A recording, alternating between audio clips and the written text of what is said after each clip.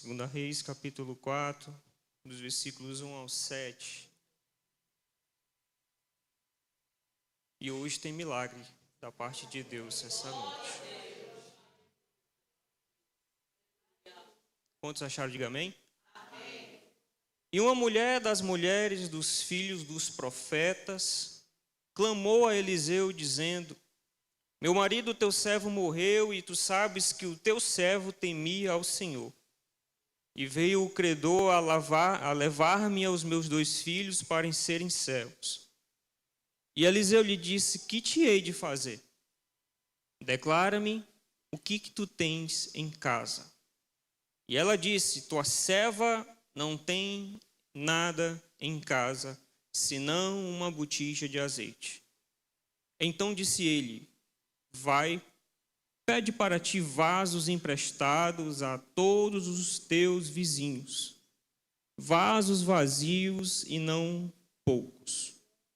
Então entra e fecha a porta sobre ti e sobre os teus filhos, e deita o azeite em todos aqueles vasos, e põe à parte o que estiver cheio.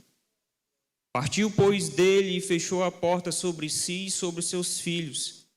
E ele lhe trazia os vasos, e ela os enchia. E sucedeu que, cheios que foram os vasos, disse a seu filho: Traze-me ainda um vaso. Porém ele disse: Não há mais vaso nenhum. Então o azeite parou. Então veio ela e o fez saber ao homem de Deus e disse-lhe: Vai, vende o azeite e paga a tua dívida, e tu e teus filhos vivei do resto. Soberano Deus, aqui estamos nessa noite, Senhor Jesus, para falar do teu amor, Senhor Jesus.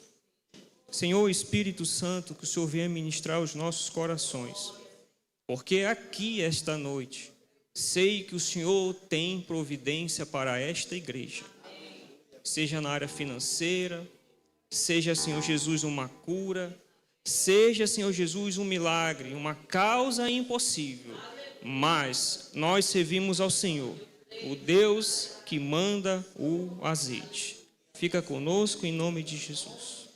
Podem vos assentar? Repita comigo. Quando o pouco nas mãos de Deus se torna suficiente. Nós estamos perante um texto em que fala sobre uma crise que existia naqueles momentos ali em Israel. Hoje já foi falado sobre identidade. E quando nós falamos sobre identidade, nós temos que saber primeiro quem sou eu. Quando aquela mulher se encontra com o profeta Eliseu, a primeira coisa que ela faz é jogar uma responsabilidade no profeta. Meu marido, teu servo, te servia. Só que no meio por fim, lá no final do texto, nós vemos que ela já fala: tua serva. O crente, ele é assim. A gente reclama, murmura, mas todo domingo nós estamos aqui, porque nós precisamos de azeite. Porque se esse azeite ele não encher a minha vida, se esse azeite, que é o derramado do céu, não encher a minha existência, outra coisa vai encher. Seja ela ansiedade, o medo, o desespero. Quando eu estava lendo esse texto, eu estava lembrando dos irmãos lá da África. Venha ao meu coração orar pelos irmãos da África, orar pelos nossos irmãos do Peru, orar pelos nossos irmãos que passam por dificuldades maiores que a nossa, que não têm a liberdade e a identidade de falar do amor de Deus. Quantos e quantos testemunhos ouvimos? Aqueles irmãos ali da África do Sul, de algumas regiões da África subsaariana, da janela 10x40, né? Assim que fala. E lá, se Deus não prover, não tem outro para prover. Porque nós, antes de pedir a Deus, a gente planeja 1001 coisas. Aí, por último, a gente recorre à oração. Não é assim? Seja qual for a área. É cometido por uma doença, uma enfermidade. Mas, primeiramente, vem na nossa mente: preciso me consultar. Mas por que não vamos fazer ao contrário? Buscando primeiramente o reino de Deus e sua justiça. E as demais coisas vos serão acrescentadas. E ali, como vocês bem sabem, existia um momento de crise. Indo de encontro ou indo contra uma lei que está escrita em Levítico capítulo 24, se não me engano. E segundo aquela lei, por exemplo, segundo aquela lei, eu não poderia ser vendido como escravos. Deus não permitiria através da lei. Mas só que quando há crise, e repita comigo, no céu não há crise. Só que naquele momento havia uma crise. E eles recorriam a qualquer coisa, a qualquer custo para cobrar os impostos. E aquela mulher passava por dificuldades porque o seu esposo tinha falecido. E quando nós perdemos uma pessoa que faz parte da nossa identidade, nós ficamos realmente sem chão. Mas sempre nós pensamos nisso. E talvez alguém até pode pensar assim: se eu tivesse mais dinheiro, eu faria isso, isso e aquilo, investiria nisso, e nisso e nisso. Se eu tivesse mais a oportunidade de falar do amor de Deus, seria assim, assim e assim. Aí eu falo: se eu tivesse mais conhecimento que nem os nossos obreiros e pastores aqui, eu seria isso, isso e isso. É uma defesa do ser humano. Ele coloca sempre algo se ele tivesse. Mas muitas das vezes Deus permite a coisa enrolar, o arame farpado te enrolar, para que ele venha se revelar e você venha dizer: verdadeiramente foi ele quem fez. E aquela mulher estava desesperada, porque ela sabia que ia no seu arraial, ao seu derredor ali, se fosse necessário, os credores viriam buscar os seus filhos, para que assim fosse paga todas as dívidas. Mas ela tem um encontro com Eliseu. E naquele contexto, o desespero pode ser o lugar onde o milagre começa. É o desespero que muitas das vezes está no nosso coração. Aí tu fala assim para mim, irmão Rubens, mas eu não tenho mais azeite. Não tenho mais coragem. Aí às vezes nós passamos ao saudosismo. Mas na minha época era assim. Na minha época a gente pregava mais. Não é assim, missionário? Me considero um novo convertido ainda. Mas eu escutei de um servo de Deus um dia desse. Tenho 44 anos de crente. Na minha época as coisas eram diferentes. Tá. E o Deus mudou, será? Mudou, Antônio? Ele é o quê? Imutável. Então, se na minha época, assim como os irmãos falam, era diferente, então a nossa geração tem todas as condições, principalmente espirituais, físicas, para fazermos a diferença onde estivermos. Se nós estamos aqui hoje e recebemos o azeite que é derramado do céu, se nós temos essas condições para alavancar e falar do amor de Deus, isso reforça e deixa mais forte a minha identidade. Porque o principal objetivo de Satanás hoje é tirar essa palavra dos púlpitos. Quando o inimigo consegue tocar em algum lugar que antes era pregada a palavra de Deus, a primeira coisa que vai se esvaziar é a identidade. O inimigo de nossas almas tem tentado isolar pessoas. E desde já o Espírito Santo já me revela. Você chegou aqui hoje e você disse assim: eu vou para o culto, mas a minha vontade não é ir. Eu vou para o culto porque eu preciso ir. Mas deixa eu te falar algo da parte de Deus. Aqui é o lugar aonde armazenamos azeite. Interessante que Eliseu é aquele homem que se permitiu se inspirar em pessoas. Diácono Farley, chegou um momento na vida dele que ele olhou para Elias e disse assim: eu quero porção dobrada de tudo que tu tens. Vamos fazer um comparativo aqui? Elias, catalogadamente na Bíblia, ele fez uns 7 milagres. Eliseu 14. Ele pediu o quê? Porção dobrada. Está vendo que nós podemos fazer a diferença na geração em que vivemos? Porque se nós ficarmos olhar lá para trás, eu tenho 44 anos de crente, tenho 30.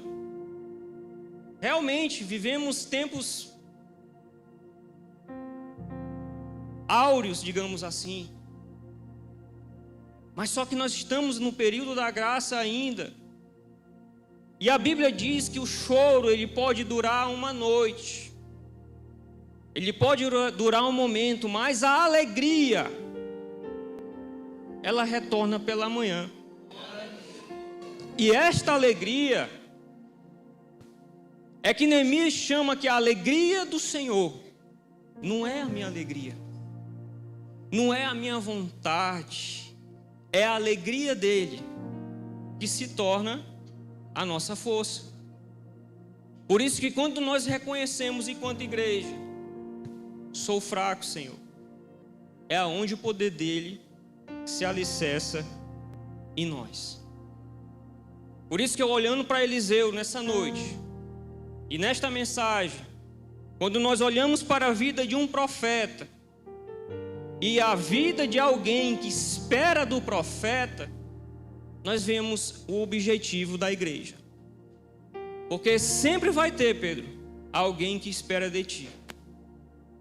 Quer ver? Lá no teu trabalho, lá na tua família. Por exemplo, na minha família ainda é muito católica, apostólica romana, serve de Maria. Mas eu quero é ver a gente não chegar lá em casa e alguém pedir para a gente orar. Porque alguém espera do profeta.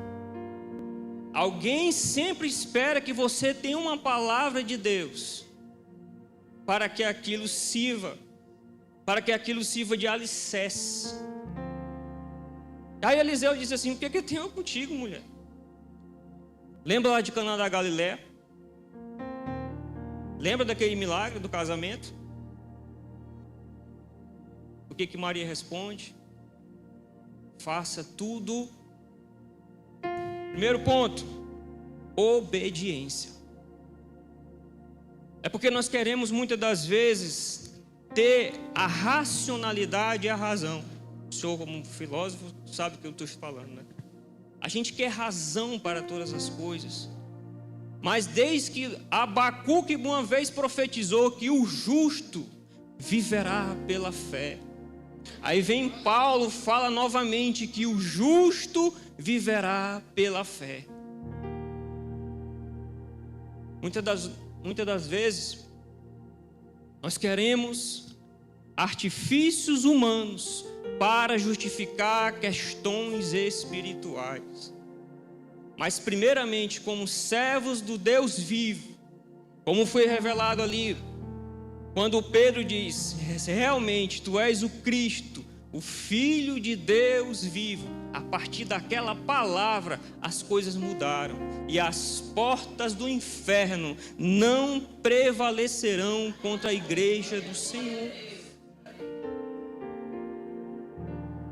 desespero, o medo, o diagnóstico, a porta fechada pode ser o lugar aonde tu vai pegar vasos emprestados para enchê-los de azeite. O que te hei de fazer? Declara-me que tu tem em casa. Irmão Rubens, eu não tenho mais nada. A alegria passou. Meu casamento não vai bem. Do nada eu fico triste. Do nada eu não tenho mais alegria de vir à casa do Senhor. Mas eu te provo na Bíblia que você tem algo ainda. É quando você tem um azeite que Deus colocou em seu coração. Versículo de número 2. Tua serva não tem nada em casa. Senão, ela tinha acabado de dizer que não tinha nada, certo? Mas ela lembrou. Porque sempre tem uma saída. E se não tiver saída, Ele abre a porta e há uma saída para todas as circunstâncias. Amém? Então disse ele: vai, pede para ti vasos emprestados a todos os teus vizinhos. Eu fico imaginando aquela mulher, porque se ela estava passando por dificuldades pela morte do seu esposo, e se ela não tinha nada em casa, certamente ela já tinha ido nos vizinhos, não pegar vasilhas vazias, mas talvez pegar um pouco de açúcar, um pouco de farinha. E as nossas preocupações muitas das vezes em se fechar, em se isolar. As nossas preocupações muitas das vezes tendem a fazer isso, com que ninguém saiba do que a gente esteja passando, qual circunstância esteja nos atingindo. Mas na vida daquela mulher, pela uma obediência, mudou toda a circunstância. Quando ela vai e retorna à casa dos vizinhos novamente, e agora eu vim pedir outra coisa. O que, mulher? Vasos emprestados, mas vazios. Pronto, a mulher ficou doida agora. Quando eu tenho a obediência no meu coração, quando eu obedeço aquilo que Deus manda ao meu coração, é o momento em que Deus vai começar a fazer o milagre. Quer ver um exemplo também? Na vida de Ana. Até de bêbada ela foi chamada no momento em que ela orava. Vida de Esther. E conclamou todo o povo para sacrificar e fazer um jejum. E que mudou toda a história. Às vezes Deus permite que esses problemas, eles venham de maneira camuflados, para que o milagre aconteça em nossa vida. Então não é o que não tem. O milagre começa com o que você já tem. Porque cada um de nós, por mais pouco azeite que temos, mais é azeite. E quando se trata de azeite, é momento de multiplicação. Aleluia. Aleluia, Deus. O tamanho do milagre é proporcional ao tamanho do teu relacionamento com Deus.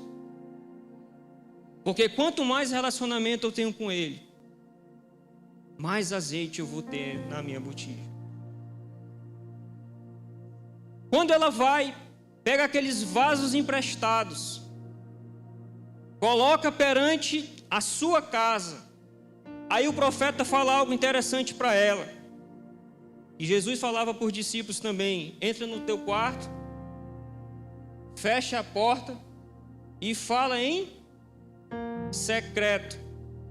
O Evangelho de Mateus diz que quando nós falamos, se juntamos, oramos, é ligado a algo no céu, através da minha oração. Quando aquela mulher obedece o profeta, Ela entra, fecha a porta. E sobre aquele momento, os teus filhos também estavam ali. Eu fico imaginando aquelas crianças. Eu fico imaginando aqueles filhos. Ficar pensando em que seria a última tentativa deles para que eles fossem sobreviver. Quantas das vezes nós achamos que é o último momento, que é a última peleja, mas é o momento que Deus brada do céu e abre a primeira porta, porque aonde não tem porta, Deus faz abrir a porta.